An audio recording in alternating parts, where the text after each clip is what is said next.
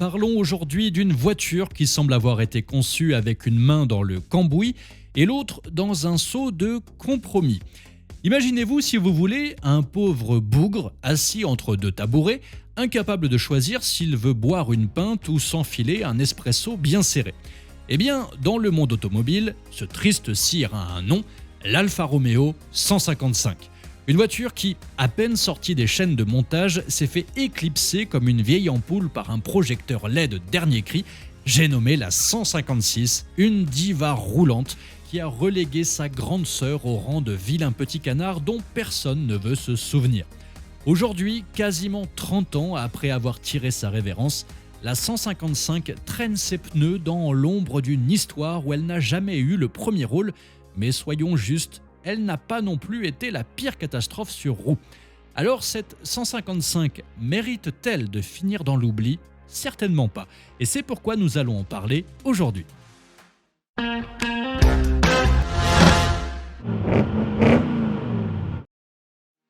Commençons par les faits, et croyez-moi, ils sont assez brutaux. D'abord, cette auto a eu le malheur de succéder à la 75, la dernière berline Alfa à propulsion, du moins c'est ce qu'on pensait à l'époque, et ça les puristes savent de quoi je parle. Car la 155 repose sur la plateforme d'une Fiat Tipo, une voiture aussi excitante qu'un formulaire fiscal. Ensuite, son look, disons-le franchement, la 155 a une gueule qui semble avoir été taillée à la hache par un apprenti bûcheron un lendemain de cuite.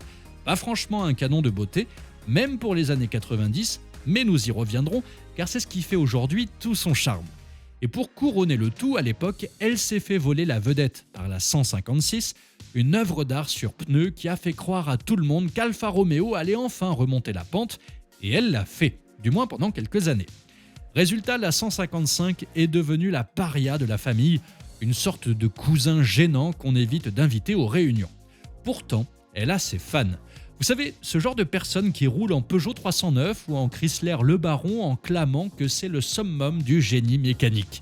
Mais au fond, la 155 pose une question qui hante toutes les Alphas depuis que la marque a été rachetée par Fiat en 1986. Est-ce encore une vraie Alpha ou juste une Fiat déguisée avec un badge un peu plus sexy ? Ironie du sort, l'Alfa Romeo 75, sa devancière qui était une propulsion, n'était pas non plus une reine adulée à son époque. Apparue en 1985 pour fêter les 75 ans d'Alfa, d'où son nom, elle était un patchwork bricolé sur les restes de l'Alfetta sorti en 1972. Pourtant, la 75 était bien, vraiment bien. Je vous assure, testez-en une et vous comprendrez. Mais à l'époque, aucune personne censée n'en voulait. Mais quand la fin approchait, les journalistes ont soudain pleuré des larmes de crocodile. Achetez-la vite, la prochaine sera une traction, horreur suprême. Aujourd'hui, la 75 a ses groupies, bien plus nombreuses que les fans de la 155. Faut dire qu'entre une vieille dame un peu bancale mais sincère et une gamine standardisée née d'un mariage forcé avec Fiat, le choix est vite fait pour les nostalgiques. En 1988, Fiat a donc pondu la Tipo, une compacte toute neuve, pas vilaine, avec une plateforme inédite qu'ils ont essorée comme une serpillière pour en faire des Fiat, des Lancia et bien sûr notre fameuse 155. Une économie d'échelle qui réjouit les comptables, mais pas franchement le genre de pédigré qui fait rêver les alfistes. Dévoilée en 1992 au salon de Genève, la 155 est sortie du crayon d'Ercole et Spada, un maestro employé par Idea, un bureau de style turinois qui avait déjà accouché de la Lancia Dedra et des Fiat Tipo et Tempra. Ces gars-là étaient les rockstars du design grand public, des provocateurs qui aimaient balancer des lignes carrées et des angles agressifs. La Tempra par exemple avait choqué avec son coffre haut perché et la 155 a repris le concept en le poussant dans ses retranchements géométriques. Exit les courbes sensuelles des Alphas d'antan, Spada a opté pour une rupture totale, un pari osé qui n'a pas vraiment séduit les fans d'Alfa Romeo, déjà groggy par le passage à la traction, un sacrilège amorcé par la 164. Et les clients de BMW, eux, ont continué à snober cette italienne mal fagotée au profit de leur série 3, des machines à propulsion qui respiraient la joie de conduire là où la 155 sentait le plastique bon marché et l'habitacle triste comme un jour de pluie. Du coup, sa carrière a été aussi courte qu'un café ristretto, 6 ans, à peine 200 000 unités produites, 2 fois moins que la 75 et rien face aux 670 000 de la 156. Sous le capot pourtant, il y avait du beau monde.